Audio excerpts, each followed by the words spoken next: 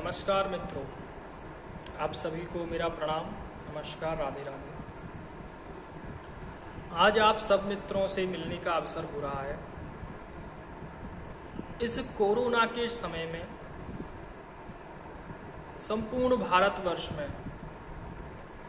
जितने भी डॉक्टर्स हैं, जितने भी सुरक्षाकर्मी हैं, राजनीति के लोग हैं, सभी लोग इस समय अपने अपने कार्य में लगे हुए हैं कि किस तरह लोगों को ठीक किया जाए, स्वस्थ रखा जाए, उनका उपचार किया जाए, क्योंकि ये बड़ी ही विकराल परिस्थिति है।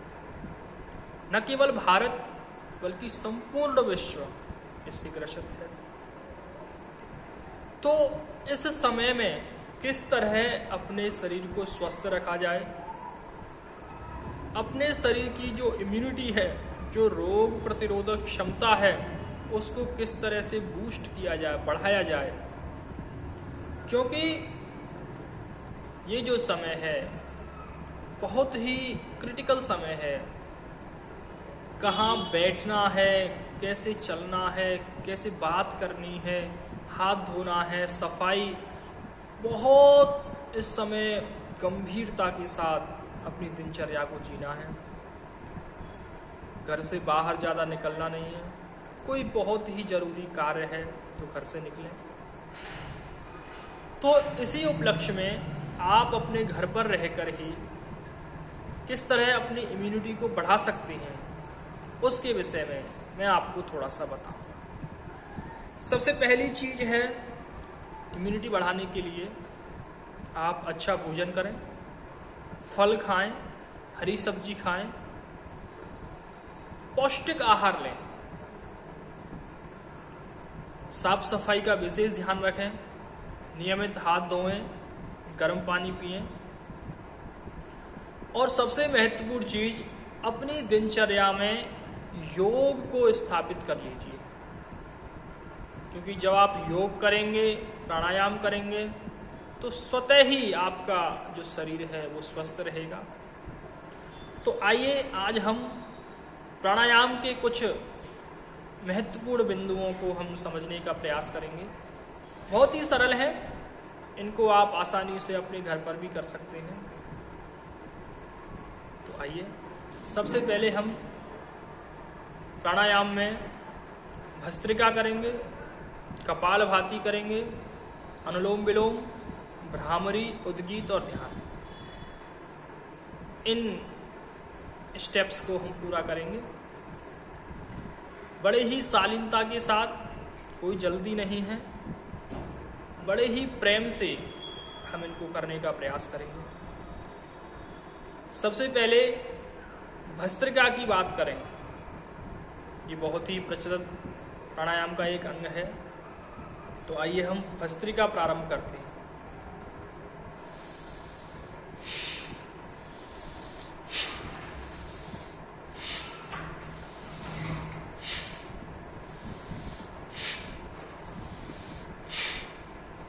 इसमें 3 प्रकार की स्पीड रखी जाती है।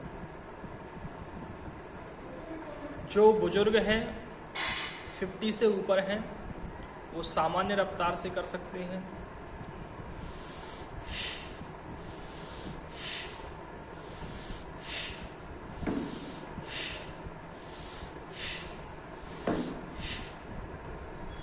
और जो युवा हैं, जिनको किसी प्रकार का कोई रोग नहीं है, वो तेज रफ्तार में भी इसको कर सकते हैं।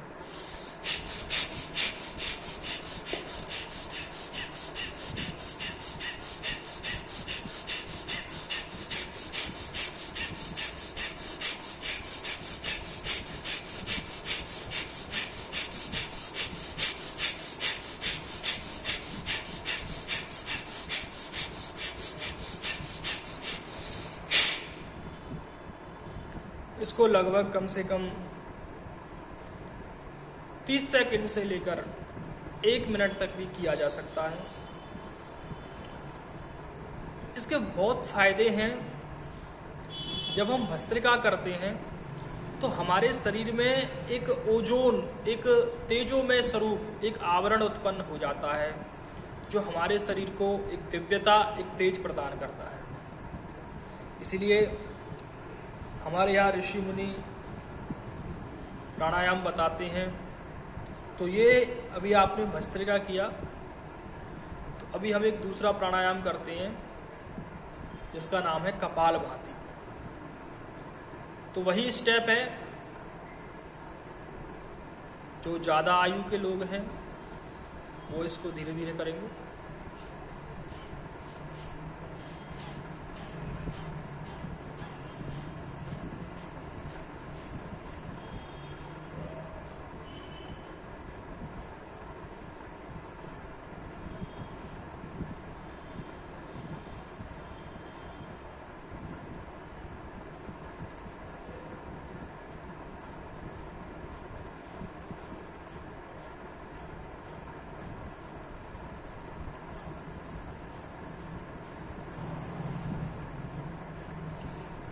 और जो युवा हैं जिनको कोई बीमारी नहीं है वो इसको रफ्तार में भी कर सकते हैं।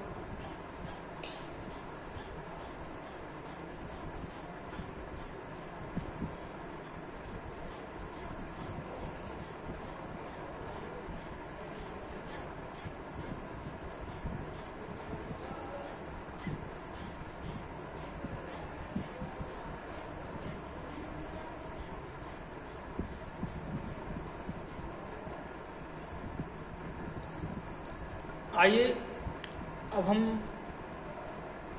तीसरा स्टेप फॉलो करते हैं जिसका नाम है अनुलोम विलोम। ये बहुत ही महत्वपूर्ण प्राणायाम है। इसमें हम अपने नाक के एक छिद्र को बंद करते हैं और दूसरे से श्वास भरेंगे और फिर दूसरे छिद्र को बंद करके पहले वाले से श्वास को छोड़ेंगे। ये वाला जो प्राणायाम है इस समय इसकी बहुत आवश्यकता है, क्योंकि जब हम नाक के एक छिद्र के द्वारा सांस लेते हैं तो हमारे फेफड़ों में शुद्ध वायु ऑक्सीजन का प्रवेश होता है। इस समय ऑक्सीजन की बहुत समस्या चल रही है। तो आइए अब हम ये स्टेप फॉलो करते हैं।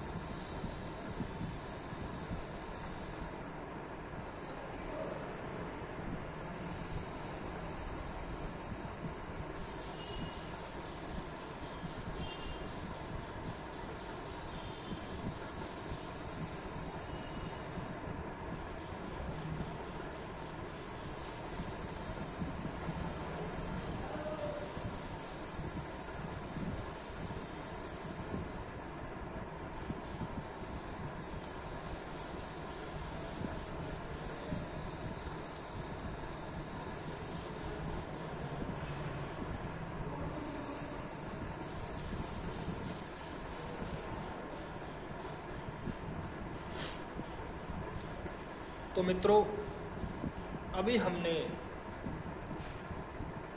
अनुलोम विलोम क्रिया आपके सामने की है।